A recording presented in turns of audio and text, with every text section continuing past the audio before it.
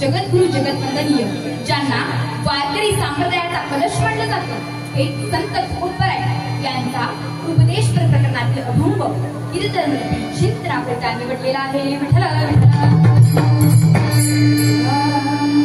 पहिलं तुकोबाई उपदेश करताय. उपदेश करताय मग तुकोबाई नक्की उपदेश कोणाकोणाला केले? तुकोबाईंनी 5 जणांना उपदेश केले. तुकोबाईंनी पहिला उपदेश केला धरणी करायला. तुकोबाईंनी दुसरा उपदेश केला त्यांच्या पत्नीला. तुकोबाईंनी तिसरा उपदेश केला छत्रपती शिवाजी महाराजांना.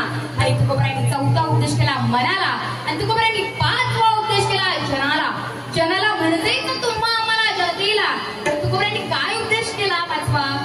तर ते तुकोबाई सांगताय अभंगाच्या प्रथम चरणामध्ये, आता तरी पुढे हाची उपदेश नका करू नाश आयुष्याचा. काय उपदेश केला? तर आता तरी पुढे हाची उपदेश हे नका करू नाश आयुष्याचा. म्हणजे जे मागं झालं ते तुम्ही पाहू नका. मागे झाले पाहू नका. पुढे जामीन आहे तुका. जे काही तुमचं मागं झालं ते तुम्ही पाहू नका. पुढे जामीन कोण आहे? तर तुकोबाई जामीन आहे तुम्हाला. पण मागे झालं तुम्ही पाहू नका. मग हाच उपदेश केला. कोणता उपदेश केला? तर नका करू नाश आयुष्याचा. तुम्ही तुमच्या आयुष्याचा नाश करू नका. कारण तुम्हाला आम्हाला मिळालेलं जे आयुष्य आहे ते दुर्लभ आहे. तुम्हाला आम्हाला मिळालेला जो देह आहे तो दुर्लभ आहे. दुर्लभम मनुष्य देहो देहिनाम क्षण भंगुरः तत्रापि दुर्लभम वंदे वैकुंठ प्रिय दर्शनम. अहो हा दुर्लभ नसेल तुम्हाला आम्हाला भेटलाय. मग तुम्ही आम्ही किती नशिबवान आहोत. मग हा तुम्ही वाया जाऊ देऊ नका. हे तुकोबाई कसं सांगताय? तर तुकोबाई अभंगाच्या द्वितीयचरणात जाऊन सांगतात की सगळ्यांच्या पाया माझे दंडवत आपुलाले चित्त शुद्ध करा. सगळ्यांच्या पायावर तुकोबाईंनी दंडवत घातलं. सांगितलं बाबांनो तुम्ही तुमचं चित्त शुद्ध करा. कारण भगवंताला राहण्यासाठी सगळ्यात चांगलं ठिकाण जर कोणतं असेल ना ते म्हणजे चित्त आहे. ते तुम्ही चित्त शुद्ध करा. सगळ्यांच्या पाया माझे दंडवत आणि आपुलाले चित्त शुद्ध करा. मग दंडवत घातलं. सांगून पाहिजे सांगू सुद्धा पाहिलं. सांगतो तुम्हासी भजारे विठ्ठला, नाही तरी गेला जन्म वाया. सांगून पाहिलं आणि सांगितलं, दंडवत सुद्धा घालून सांगितलं की तुम्ही तुमचं चित्त शुद्ध करा आणि सगळ्यांच्या पाया माझे दंडवता फुलारे चित्त शुद्ध करा.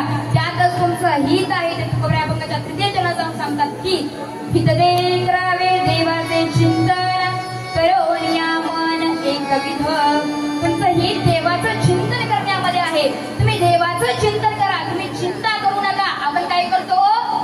चिंता करतो. चिंता तुम्ही चिंता करू नका, चिंतन करा. कारण चिंता ही चितेसाठी आहे. चिता चिंता समायुक्ता बिंदू मात्रेन विष्ठता, सजीवम दहते चिंता आणि निर्जीवम दहते चिता. निर्जीव माणसाला जी एकदाच जाते ना तिचं नाव आहे चिता, आणि सजीव माणसाला जी रोज जाते ना तिचं नाव आहे चिंता. म्हणून तुम्ही चिंता करू नका, देवाचं चिंतन करा. आणि ते चिंतन करत असताना तुमचं मन कसं करा? एकविध करा. करोनिया मन एकविध. तुमचं मन तुम्ही एकविध करा. मग बहिणाबाई सांगतात चंचल मन करू नका, तुम्ही तुमचं मन एकविध करा असं तुकोबराय सांगतात. आणि त्यातच तुमचा लाभ आहे. ते तुकोबराय अभंगाच्या 4थ्या चरणात जाऊन सांगतात की तुका म्हणे लाभ होय तो व्यापार, करा काय फार शिकवावे. अहो एखाद्या व्यापाराला आपला लाभ शिकवायची गरज भासत नाही. म्हणून तुम्ही काय करा? तुका म्हणे लाभ होय तो व्यापार, करा काय फार शिकवावे. तुम्हाला यात काही जास्त शिकवायची गरज नाही.